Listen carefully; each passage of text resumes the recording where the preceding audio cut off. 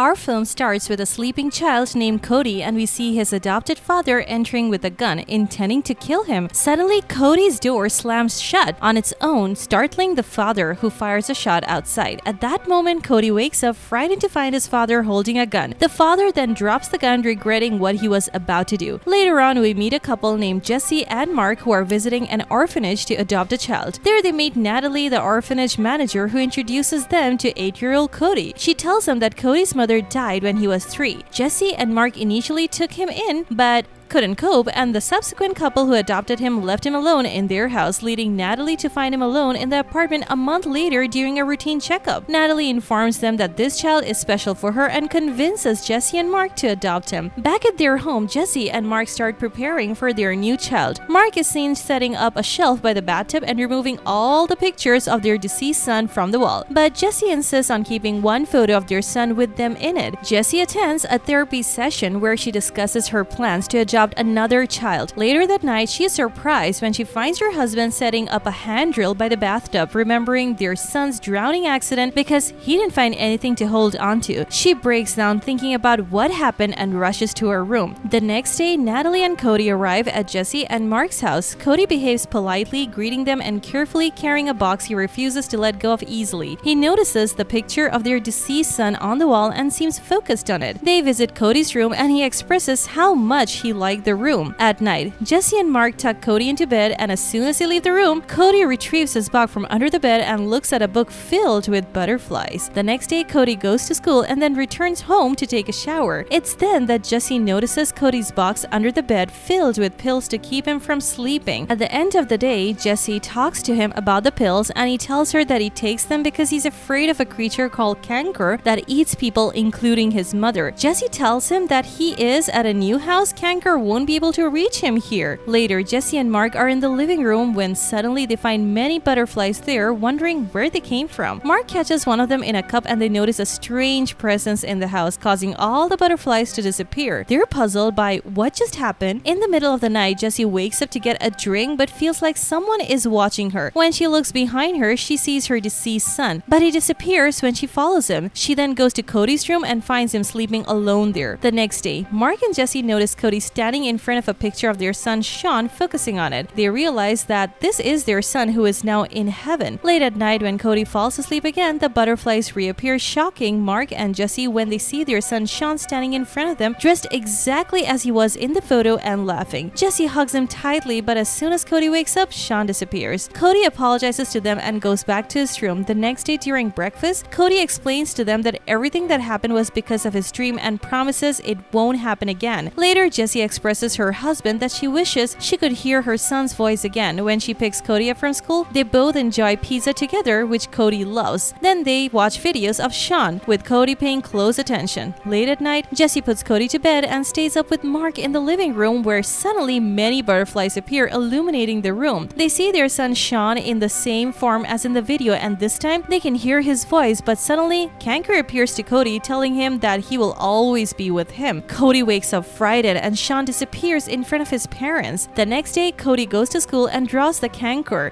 scribbling on it in hopes it won't appear again. Later, Mark picks Cody up from school, and when they return home, Mark is shocked to find that Jesse has put up pictures of Sean all over the walls again. Late at night, Mark tells Jesse about how she's been using Cody to see their son without caring much about Cody himself. He removes Sean's pictures from the wall and finds Cody still awake all night. The next day, Cody goes to school with a jar containing a butterfly to show his classmate, but suddenly his bully classmate Tate appears and knocks the jar from him, breaking it, so Cody pushes him in return. Later in class, Cody feels sleepy, so he falls asleep in the break. Tate enters the classroom and suddenly the canker appears surrounded by many butterflies, and they take Tate and make him disappear. Cody's classmates witness this and screams loudly, waking Cody up. Cody asks Jesse to hurry up as a child has escaped from the school and the police are investigating. Late at night, Jesse wanted some coffee, but she couldn't find it because Cody had taken it and had been drinking it it all night to stay awake. However, Cody starts seeing nightmares while awake and screams until Jesse calms him down. The next day, Cody refuses to go to school, so Mark decides to take him out for a while. Jessie, meanwhile, is with her colleague doctor who prescribes her a sedative for children to make Cody sleep. At the end of the day, Jesse prepares dinner and puts a sedative in Cody's milk cup, which he drinks and falls asleep immediately. He dreams of a nightmare where Sean appears in a terrifying form. Suddenly, the canker appears and Mark rushes to wake Cody, but he doesn't wake up due to the strength of the sedative, and Jesse realizes she has given him too much. The canker grabs Mark and takes him away, then knocks Jesse unconscious. When Cody wakes up, he calls the police, telling them his mother won't wake up. The police arrive and discover that Cody has been drugged. They take him back to the orphanage, and Jesse feels guilty because she's the reason her husband disappeared. The next day, Jesse goes to the orphanage and asks Natalie to talk to Cody to try to bring her husband back, but Natalie refuses and kicks her out. Before leaving, Jesse takes Cody's adoption file from the office. She finds out that a couple named Wellen adopted Cody and that Mr. Wellen ended up in a psychiatric hospital. Jesse visits the hospital to see Mr. Wellen and asks him about Cody and how to get her husband back, knowing that his wife also disappeared because of Cody's dreams. Mr. Wellen tells that the boy's dreams and nightmares come true. He explains that he and his wife were happy with Cody at first, but when they saw the butterflies for the first time, they thought it was magic until one day his wife was very tired, which made Cody very upset. After they all fell asleep, Mr. Wellen woke up to his wife's voice and she was being held by a strange creature. He decided to kill Cody because he blamed him for what happened to his wife, and since then, he has been in the hospital. Afterwards, she leaves and returns home studying Cody's file. The next day, she goes to the hospital where Cody's mother died and searches through the archives. She finds her own file and discovers a butterfly-shaped toy with a blue color and a diary. After she reads through the diary, she goes to the orphanage finding a lot of butterflies, and then she realizes that Cody is asleep and dreaming. She finds Natalie in a butterfly-shaped case and starts looking for Cody's room. She finds a room next to his with a bathtub similar to the one her son drowned in, and as she approaches,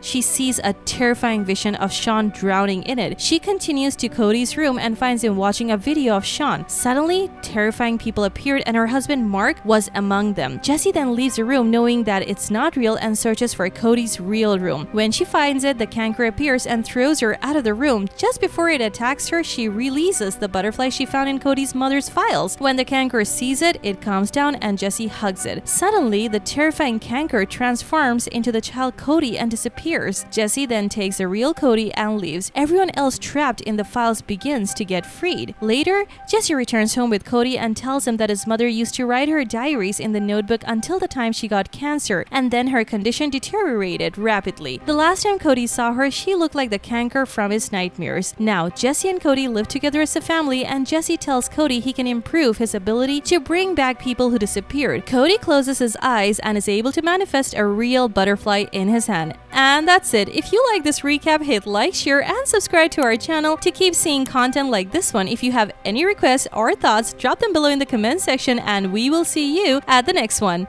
Peace out.